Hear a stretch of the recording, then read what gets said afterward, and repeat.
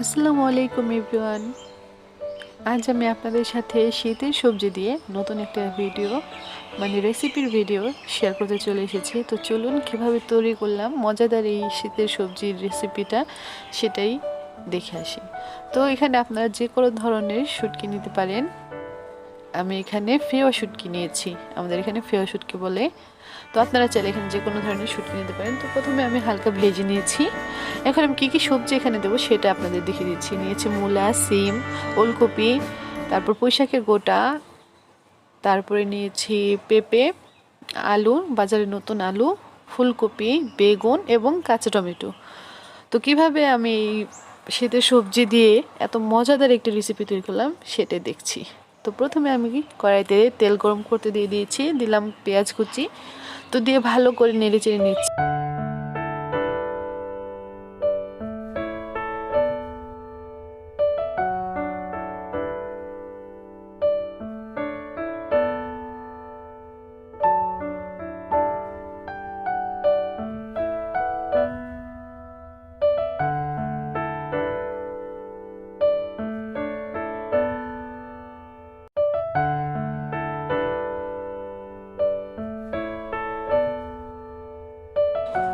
তো পেঁয়াজ কুচিগুলো ভালো করে আমি ভেজে নিয়েছি। এখন আমি এখানে দিয়ে দিচ্ছি আদা রসুন বাটা, দিয়ে নেড়ে চেড়ে নেব।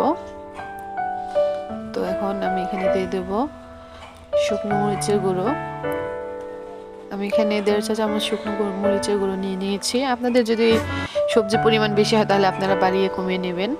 দিয়ে দিচ্ছি হলুদের গুঁড়ো 1.5 চা চামচ।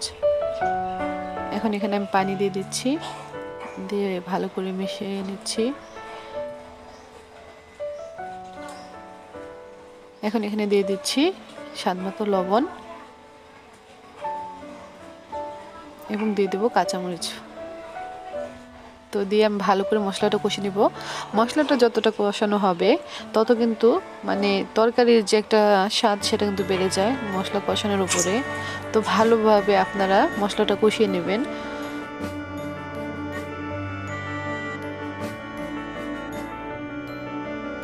মশলাটা ভালো করে কষিয়ে নেওয়া হয়ে যাচ্ছে, দেখতে পাচ্ছেন। এখন আমি এই পর্যায়ে এখানে সেই শুটকিগুলো দিয়ে দেব। আমি শুটকিগুলো কিন্তু হালকা ভেজে তারপরে পানি দিয়ে ধুয়ে নিয়েছি। তো দিয়ে ভালো করে নেড়ে চেড়ে আমি এখানে রেঁধে নেব। তো মশলাটা ভালো মতো কষানো হলে তারপরেই কিন্তু আমি সবজিগুলো অ্যাড করব। আপনারা চেষ্টা করবেন সবসময় ভালো মতো মশলাগুলো কষিয়ে নেওয়ার জন্য, কারণ মশলা যত কষানো হবে তত কিন্তু তরকারির স্বাদটা বেড়ে যাবে। তো দেখতে পাচ্ছেন আমার মশলাগুলো কষানোর পরে আমার এই মশলাগুলোর কালার কীরকম চেঞ্জ হয়ে গেছে। তো আপনারা এরকম করে ভালো করে কষিয়ে নেবেন। তো এই পর্যায়ে আমি এখানে সব সবজিগুলো দিয়ে দেবো।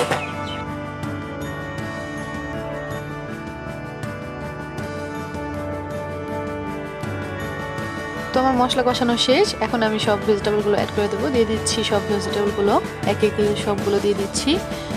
আপনাদের ঘরে যে সবজিগুলো থাকে আপনারা চাইলে সেই সবজি দিয়েই কিন্তু এরকম করে রান্না করতে পারেন। আপনাদের ঘরে যে আমি যা যা দিয়েছি সেই সবজি লাগবে, সেগুলো ছাড়া হবে না, স্বাদ ভালো আসবে না, এরকম কোনো ব্যাপার না। আপনাদের ঘরে যে ধরনের সবজি থাকবে আপনারা সেই ধরনের সবজি দিয়েই মজাদার এই রেসিপিটা তৈরি করে খেতে পারবেন। তো অবশ্যই আপনি ট্রাই করবেন, ট্রাই করে দেখবেন যে কীরকম হয়।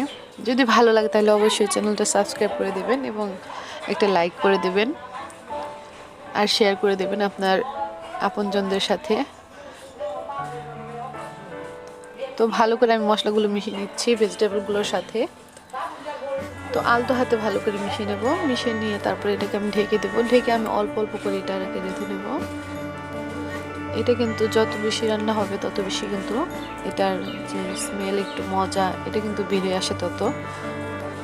তো চেষ্টা করবেন এটা একটু সময় হাতে নিয়ে রান্না করার জন্য, তাহলে এটার আসল স্বাদ পাবেন আপনারা। সবজিগুলো এমনভাবে এমন আলতো হাতে রান্না করবেন যাতে ভেঙে না যায়, একটু আনাম থাকে কিন্তু টেস্টটা ভালো আসে, আর যেন নরম হয়, কাঁচা কাঁচা ভাবটা যেন না থাকে সেদিকেও খেয়াল রাখবেন। তো আমি এভাবে করেই রান্না করে নিয়েছি। আমি অল্প অল্প করে হাতে সময় নিয়ে রান্না করতে হবে, এটাই হচ্ছে বড় ম্যাটার। তো তাড়াহুড়ো করা যাবে না, যত বেশি কষানো হবে তত বেশি এটা কিন্তু মজাটা বেরিয়ে আসবে।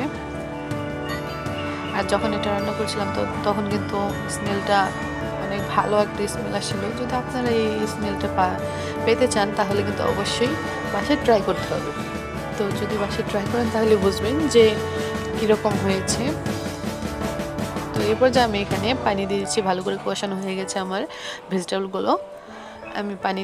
আমি অল্প পরিমাণে পানি দেবো এখানে। পানি দিয়ে তারপরে ভালো করে নেড়ে চেড়ে রান্না করে নেব। তো দেখতে পাচ্ছেন কালারটা অনেক সুন্দর এসেছে মাশাআল্লাহ।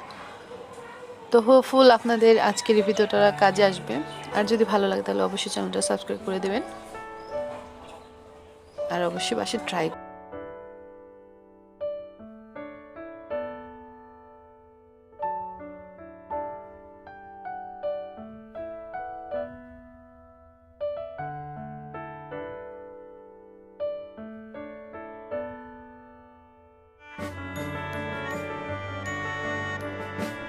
তো আমার তরকারিটা তৈরি হয়ে গেছে। এখন আমি এখানে শেষ পর্যায়ে আমি ধনিয়া পাতা অ্যাড করে দেব।